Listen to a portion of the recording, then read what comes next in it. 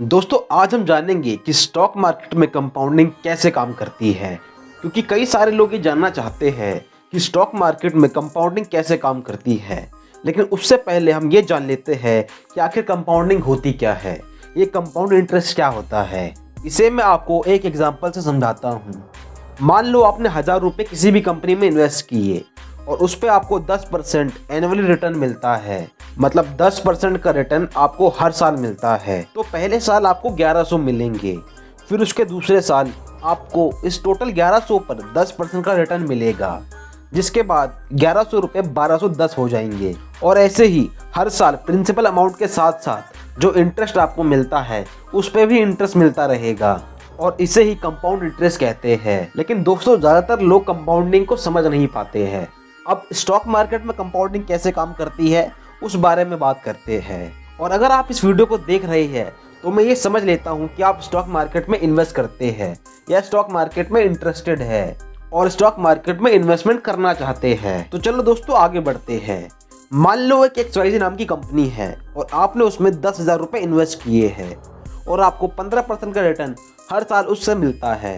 तो पहले साल आपको 1500 रुपये का रिटर्न मिलेगा और आपके 10,000 रुपये 11,500 रुपये हो जाएंगे, और दूसरे साल भी आपको 15% का रिटर्न मिलेगा, लेकिन ये रिटर्न आपको 11,500 पर मिलेगा। तो अब आपका रिटर्न हो गया 1,725 रुपये का। तो टोटल अमाउंट आपका हो गया 13,225, और ऐसे ही अगले साल भी आपको 13,225 रुपये के ऊपर 15% का रिटर्न मिलेगा। तो इस तरह से कंपाउंडिंग स्टॉक मार्केट में काम करती है।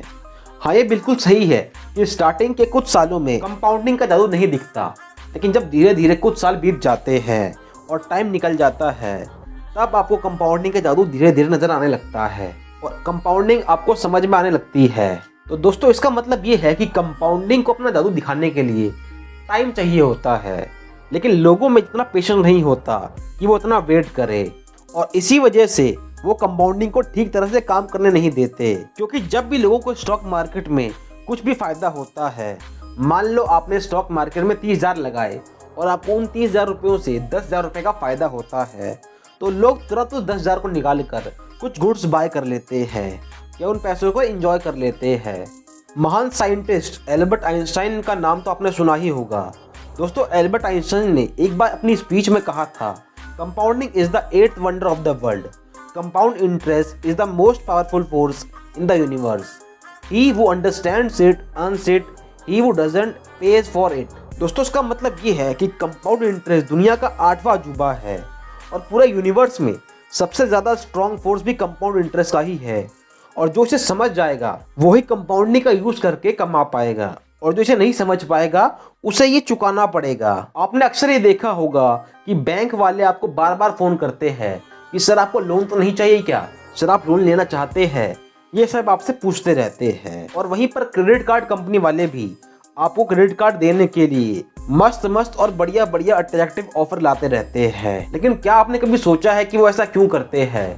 अगर आप बैंक लोन ले लेते हैं तो इसमें उनका क्या फ़ायदा है, और अगर आप क्रेडिट कार्ड कंपनी से क्रेडिट कार्ड ले लेते हैं तो इसमें क्रेडिट कार्ड वालों का क्या फ़ायदा है? लेकिन दोस्तों इसी गेम को तो समझना है। देखो बैंक्स और क्रेडिट कार्ड कंपनी वालों को ये पता होता है कि कंपाउंड इंटरेस्ट होता क्या है और कैसे काम करता है। देखो जब कभी भी आप लोन लेते हो या क्रेडिट कार्ड से कुछ भी सामान लेते हो और गलती से कभी भी आपसे उसकी पेमेंट ना हो पाए, यानी क्रेडिट कार्ड का बिल ना भर पाओ, लोन की EMI ना चुका पाओ, तो उस केस में आपको इंटरेस्ट देना पड़ता है। और दोस्तों ये कोई सिंपल इंटरेस्ट नहीं बल्कि कंपाउंड इंटरेस्ट होता है, और अगर आप उस इंटरेस्ट की पेमेंट नहीं करते हो तो उस इंटरेस्ट पे भी इंटरेस्ट लगना स्टार्ट हो जाता है।